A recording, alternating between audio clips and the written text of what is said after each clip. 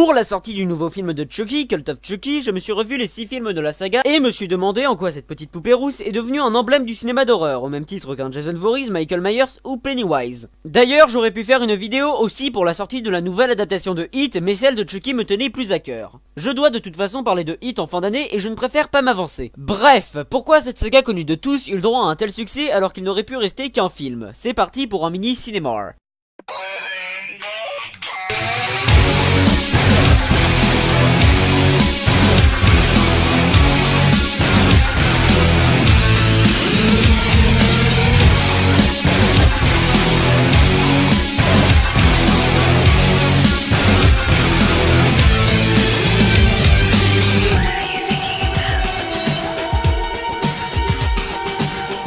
Chucky est une poupée possédée par le corps de Charles Lee Ray, un tueur continuant ses meurtres dans le corps de ce jouet. Jusqu'au jour où il remarque que plus il reste dans cette enveloppe de plastique, plus il redevient humain. Et pour contrer ça, il ne peut que se réincarner dans le corps de la première personne à qui il a dit quelle était sa véritable identité. Cette poupée eut le droit à 6 films d'horreur s'étalant de 1988 à 2013, sans compter le dernier bien sûr. Inventé par Don Mancini, le réalisateur du merveilleux Seed of Chucky, c'est du sarcasme, qui d'ailleurs n'a bossé que sur cette saga, excepté l'écriture du scénario de Cellar Dweller, un film produit par...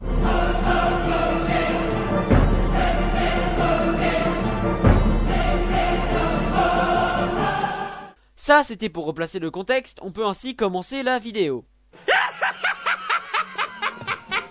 Oui, le premier point du film est un réalisateur, et non, ce n'est pas Spider-Man. Ayant déjà réalisé Fright Night, Vampire, vous avez dit Vampire, t'inquiète, ça me dit toujours rien. Et le tout premier film de la franchise. Sa mise en scène reste dans les esprits avec des plans très soignés, une bonne atmosphère, du suspense, oui, il y en a un peu. Dis plutôt que tu ne t'attends à rien vu le suspense du film, et une scène finale avec de la pression et des retournements de situation bien menés. Et qui ne se souvient pas de ce film grâce à Andy, et surtout de la performance de Alex Vincent qui obtint la récompense du meilleur jeune acteur. Il joue son rôle à la perfection, l'angoisse particulièrement. Vous me direz, c'est normal, c'est un film d'horreur. Il performe un peu moins bien en VF, mais bon, oui, je parle de son doubleur. En fait, tu mets juste des personnes dans tes points. Pour l'instant, oui, mais lui, il est spécial. Brad Dourif était connu pour ses rôles dans les films d'horreur et double en VO, bien évidemment, notre brave gars. Si vous ne savez pas qui c'est de tête, c'est un scientifique dans le meilleur Alien, n'est-ce pas studio du Ciné Geek, Alien Résurrection. Ou cette personne dans Le Seigneur des Anneaux. Vous n'êtes plus perdu, bon, on y retourne. Il donne une voix qui colle très bien à la poupée, une voix calme et avec un air de psychopathe. Bon, ce n'est pas vraiment un point, mais c'est qu'il est accessible à plusieurs genres de personnes. Car les 3 premiers volets de la saga sont plus tournés horreur avec Chucky qui pourchasse Andy. Mais comme les producteurs, les réalisateurs et les scénaristes l'ont compris, le public en a marre de voir Andy. Beaucoup même ne considéraient plus Chucky comme un boogeyman respecté avec son 3e volet décrié. Donc ils décidèrent de ne suivre et de se concentrer que sur la poupée et non sur Andy. C'est à partir du 4e volet nommé La fiancée de Chucky ou Bride of Chucky, référence subtile à la fiancée de Frankenstein, qui apparaît même dans une scène du film, que le ton n'est plus sérieux. Il suivra avec Seed of Chucky qui faillit enterrer la saga tellement l'humour était lourd. Et qu'est-ce que je comprends ça? N'est-ce pas, petite immondice? La malédiction de Chucky revint ainsi sur un ton sérieux mais ne reste pas toutefois sans humour grâce à...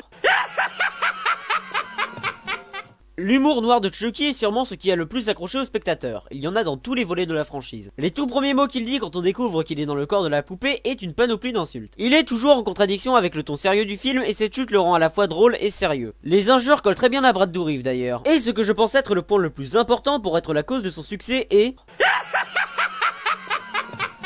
Vous n'avez peut-être pas compris avec le titre, mais le tout premier volet de la saga, voire le 2e, sont très audacieux, car ils mélangent un objet innocent ayant fait notre enfance, une poupée, avec un univers de meurtre, de tueurs en série, d'insultes. Ça crée facilement un choc chez le spectateur, surtout ceux qui l'ont vu à sa sortie et ne s'attendant pas à ça. Parce que c'est vrai qu'aujourd'hui, en regardant le résumé ou je ne sais quoi, on sait directement qu'il s'agit d'une poupée tueuse. De plus, ça a été refait après, donc plus connu. Ce n'est pas ça le sujet de la vidéo. Effectivement, je m'égare, car un des seuls films avec des poupées tueuses apparus avant est Dolls. Et leur jouet est volontairement d'apparence effrayante alors que Chucky ressemble à une vraie poupée.